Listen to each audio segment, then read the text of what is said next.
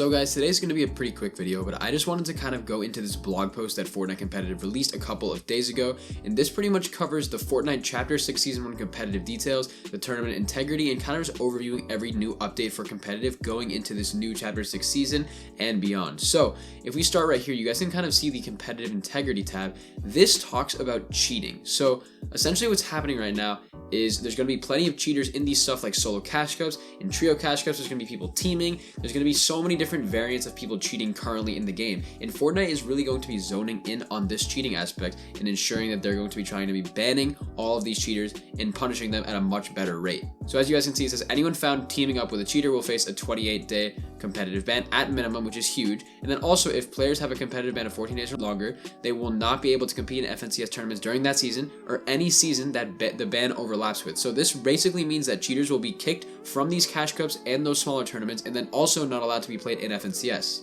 Continually, guys, they have restructured the tournaments to place cash prizes at the highest levels of competition, primarily focusing on FNCS. So they are going to be having the new FNCS divisional cups, and this will require players to advance through multiple rounds of competition before being able to compete for prizes.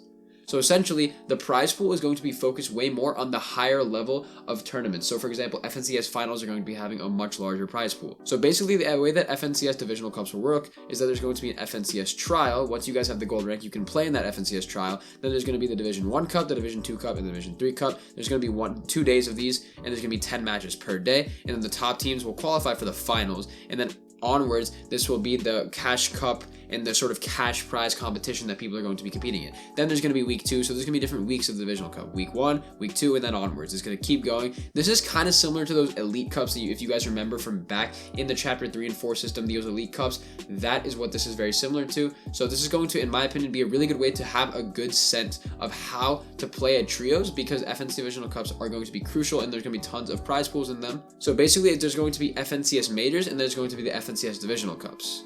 The better that you do in the FNCS divisional cups, the better you're probably going to do in FNCS as well. Players who have achieved Division 1 will be eligible for the FNCS major play-in stage later in the season, so I'm going to go over that in the future. So basically what they're going to do is they're going to be skipping the FNCS trials and starting the season based on your best placement in the divisional cups across the season.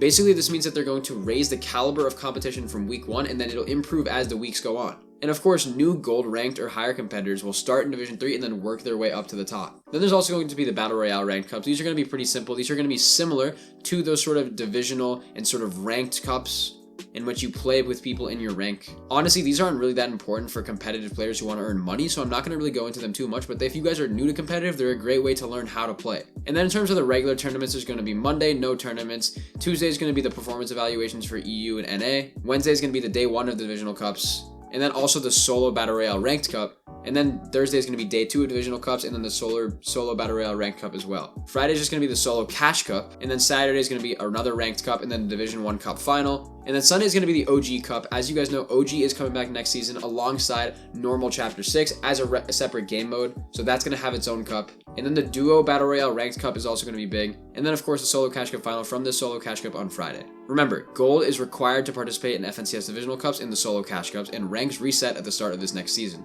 So as you guys can see here, it goes over each tournament a little bit more in depth. You guys can read through this if you want to. Essentially, it just talks about performance evaluations, OG Cups in the OG game mode, and then also normal Battle Royale Cash Cups, and then PlayStation Cups as well. What's important, guys, is that they have removed the Solo Victory Cup from competitive, so no longer will it be as easy for up-and-coming new players to get earnings as it is currently. Now it's just going back to the standard solo cash cup where there's one round and then a second round with the top 600 players competing for top cash prizes at the top of the leaderboard. And then in terms of the FNCS format, it talks about if you can change teams during the divisional cups. You guys can try new teammates as long as they're players that are in the appropriate division. So if you guys are in Division 1, you can only play with other teammates in Division 1.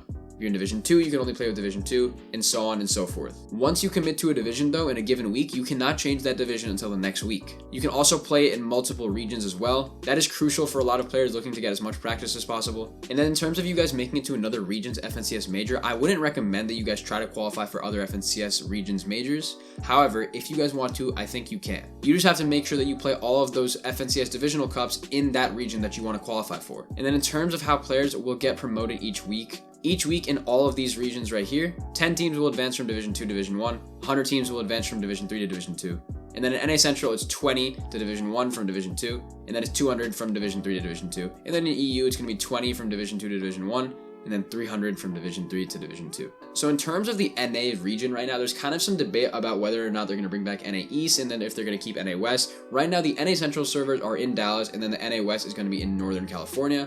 And then, of course, guys, the winter break is going to be obvious. No tournaments are going to be at this time. There's going to be no tournaments from December 23rd to January 5th, and then also no tournaments from June 30th to July 13th of next year. That's just going to be the winter and summer break for Epic Games. And then, guys, that is pretty much it on this competitive FAQ sort of blog post. In my opinion, this is very confusing, actually. I'm not really sure how this is going to play out. I'm actually not a fan of the solo victory cups leaving. I think that I much prefer just solo victory cups, trio cash cups, and then the FNCS format. I really like this last year's format where they went about the 3 majors and then the LAN event at the end of the year. And they didn't actually mention any LAN event in this blog post right here. But as soon as they do, I'll be sure to go over it with you guys. But guys, that is about it for this video. Be sure to like and subscribe to the channel, and I will see you all in the next one. Bye, guys.